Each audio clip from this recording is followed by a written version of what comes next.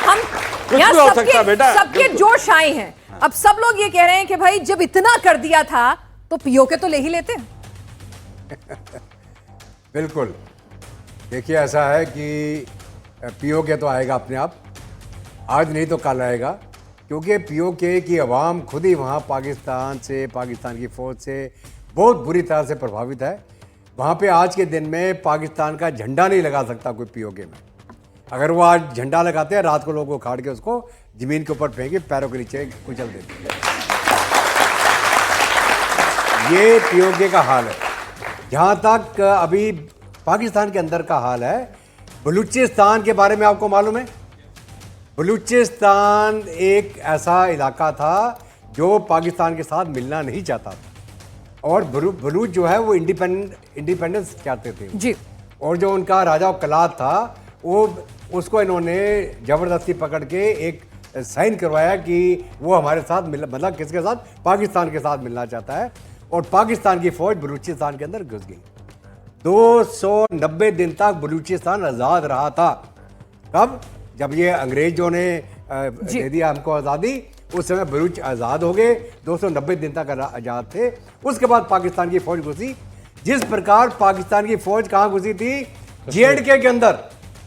J&K के अंदर रज़ाकार के नाम से उन्होंने अपने जो हमारे जे.एंड.के के अंदर उन्होंने हमला किया। उस समय जो हमारा महाराजा था जे.एंड.के का, राजा हरि सिंह, उसने भारत के साथ मिलने का साइन नहीं किया था, और फिर उसने मदद मांगी भारत से कि ये तो मेरे ऊपर हमला कर दिया, मेरी मदद करो। तो भारत ने बोला कि अगर आप हमारी मदद चाहते हैं तो आप भारत के साथ विलय हो जाएं जी, और फिर हम आएंगे। तो फिर राजा हरि सिंह ने क्या किया? इंस्ट्रूमेंट ऑफ असीजन साइन कर दिया कि ये लीजिए मैं भारत के साथ मिल रहा हूं। और वो साइन होते ही भारत की फौजें एयरलिफ्ट हुई, श्रीनगर एयरफील्ड में पहुंची, और वहां से पाकिस्तानियों को मारते मारते मारते मारते पीछे धकेलने लग गए। और इस हद तक धकेल दिया हमने उनको कि थोड़े दिन और होता तो ये पीओके पूरा खाली हो जाता।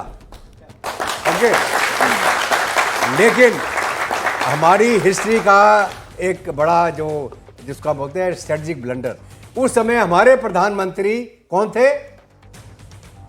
पंडित जवाहरलाल नेहरू। वो कहाँ चले गए? यूनाइटेड नेशन में।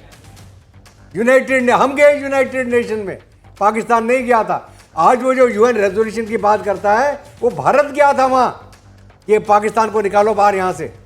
ठीक है, तो वो हो गया। अगर नहीं होता तो पीओके का आज के दिन में मसला ही नहीं होना था। और दूसरा, अगर जो 71 की जंग के बाद जो 72 में शिमला समझौता हुआ, जिसके तहत 93,500 PW हमने वापस कर दिए, हमने पाकिस्तान से तो कोई साइन ही नहीं करवाया कि भैया ये जे.एंड.के को भूल जाओ जी। ठीक है, आप सोचिए अगर भारत के 90,000 कैदी वहां पाकिस्तान के पास हो तो आपके घर में क्या हो रहा होगा? हर एक घर में से कोई ना कोई एक उसका भाई बहन रिश्तेदार वहां कहां होगा? पाकिस्तान की कैद में। और वो हाथ पाकिस्तान का था, हमने उसके घुटने नहीं टिकाए। उसमें हमारी प्रधानमंत्री कौन थी? इंदिरा गांधी जी, बहुत तगड़ी आयरन लेडी बोलते हैं। लेकिन हमने 90,000 दे दिए, 93,000।